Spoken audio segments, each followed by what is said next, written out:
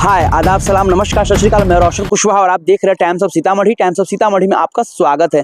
जी हाँ, मैं बात कर रहा हूँ बिहार की राजनीति की और ख़ासकर आप देख रहे हैं इन दिनों जिस तरह से ऑल इंडिया मजलिस इत्तेहादुल मुस्लिमीन का हर जगह चर्चा है।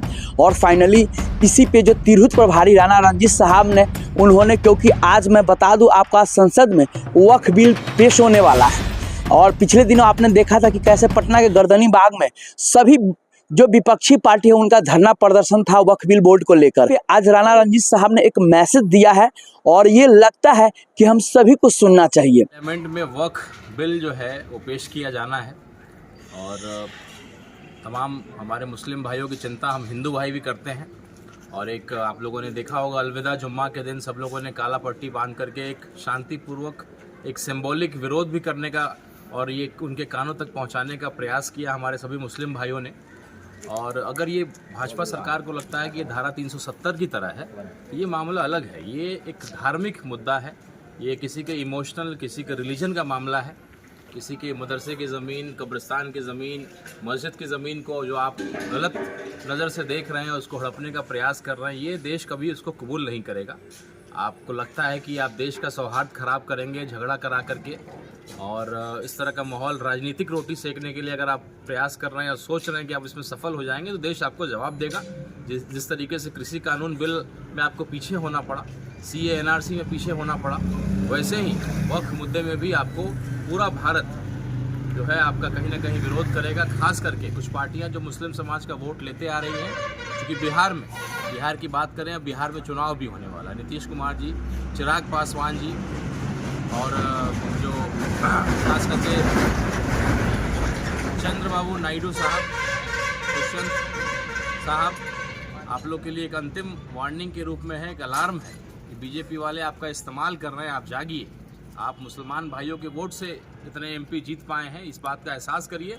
बीजेपी अपना इस्तेमाल करके और छोड़ देगी। दूसरा जो एक मैसेज चल रहा है, नीतीश कुमार जी चूँकि अब बहुत स्वस्थ नहीं रह गए हैं, ये वक्फ बिल जो है कहीं ना कहीं बिहार में सत्ता का परिवर्तन का एक अलार्म भी हम लोग को सुनाई पड़ रहा है। क्योंकि बीजेपी तो जो है वक्फ बोर्ड को लेकर के उनका जो मंशा है, लेकिन JDU में कुछ ऐसे लोग हैं, खास करके सीनियर मंत्री हैं, वो हैं तो JDU में, लेकिन उनका जो है दिल धड़कन आत्मा वो भाजपा में चला गया। केंद्रीय मंत्री आकर के DGP के साथ बैठक कर रहे हैं।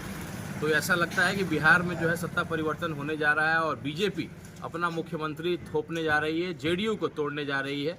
तोड़ करके जो है बिहार में चुनाव से पहले भाजपा अपना सरकार बनाने का पूरा संभव प्रयास कर रही है। क्योंकि उसने देखा है कि नीतीश जी की तबीयत अब ठीक नहीं है, अमित शाह जी ने बहुत करीब से देखा है। तो इस तरह की चीज़ें हो रही है। वक्त को लेकर के पूरा सत्ता परिवर्तन उलटफेर होने की उम्मीद है, लेकिन राजनीतिक उलटफेर से कोई खास हम लोग को मतलब नहीं है। लेकिन जो हमारा सामाजिक सौहार्द है, भाईचारा है, वो ख़त्म नहीं होना चाहिए। मैं अपने तमाम हिंदू भाइयों से आग्रह करता हूँ कि वक्फ कानून को लेकर के आप इनका साथ दीजिए। हमारे देश में ज़मीन की कमी नहीं है। हमारा देश आपसी भाईचारा के लिए जाना जाता है। जिसको नहीं मालूम हो उनको बताना चाहूँगा कि वक्फ के कई ज़मीनों पे, दिल्ली से लेकर कई जगह पे भाड़े पे हमारे हिंदू भाई भी अपना कहीं ना कहीं 100 साल से ऊपर से अपना दुकानदारी कर रहे हैं, कोई बिज़नेस कर रहे हैं। तो अगर वक्फ की ज़मीनें ख़त्म होंगी तो आप भी हिंदू भाइयों को भी परेशानी होगी। और ये वक्फ का जो मसला है वो इनका धार्मिक मुद्दा है। धारा 370 कश्मीर में आप हटा लिए, लेकिन ये मुद्दा जो है देश के सौहार्द को ख़राब कर देगा। हम लोग नहीं चाहते हैं कि जिस तरह से नेपाल में और हमारे देश के अगल बगल में हो रहा है, सिविल वार की तरह हमारा देश सिविल वार में जाए। अगर लड़ाई होता है तो दोनों के आँख फूटते हैं, किसी का 2 आँख फूटेगा, किसी का 1 आँख फूटेगा, लेकिन नुकसान दोनों वर्ग का होगा, दोनों समाज का होगा। तमाम हिंदू भाइयों से भी आग्रह है कि आप भी समर्थन करें, हमारे देश के सौहार्द को बनाने का, भाईचारा को बचाने का प्रयास करें। किसी के भी धार्मिक मुद्दों पे हमें नहीं घुसना चाहिए, गड़े मुर्दों को नहीं उखाड़ना चाहिए। और बीजेपी खास करके, क्योंकि उनका राजनीति का पूरा सिद्धांत इसी पे बसा हुआ है, वो न रोजगार की बात करेगी, न सड़कों की बात करेगी, न अस्पताल की बात करेगी, केवल हिंदू मुसलमान हिंदू मुसलमान। तो हिंदू भाइयों से मेरा खास करके निवेदन है कि वक्फ के मुद्दे में अपने मुस्लिम भाइयों का आप लोग साथ दीजिए और एक खूबसूरत हिंदुस्तान जिसमें मुस्लिम भाई की लड़ाई एक हिंदू का बेटा लड़े और हिंदू भाइयों की लड़ाई एक मुसलमान का बेटा लड़े, ऐसा एक खूबसूरत हिंदुस्तान, एक खूबसूरत बिहार बनाने का हम लोग प्रयास करें और इसमें साथ हम लोग अपना सभी मुस्लिम भाइयों का। इस तरह से राणा रणजीत साहब ने कहा है साफ साफ कि इस पर नीतीश कुमार को एक बार फिर सोचना, बाबू नायडू को सोचना चाहिए, चिराग पासवान को सोचना चाहिए, क्योंकि किसी के आस्था को ठेस पहुंचाने का हमारा काम नहीं है, हमारा मकसद नहीं है। हमेशा राणा रणजीत साहब ये कहते हैं कि भैया हम वैसा बिहार देखना चाहते हैं जो मुसलमान की लड़ाई हिंदू लड़े और हिंदू की लड़ाई मुसलमान भाई लड़े। आप समझ सकते हैं और कहीं ना कहीं इनकी जो सोच है बहुत अच्छी है। विशेष जो राणा रणजीत साहब ने बयान जारी किया है, इसको लेकर आप लोगों की क्या सोच है प्लीज़ कमेंट करके जरूर बताएं। तब तक के लिए बाबा टेक केयर, देखते रहिए टाइम्स ऑफ सीतामढ़ी।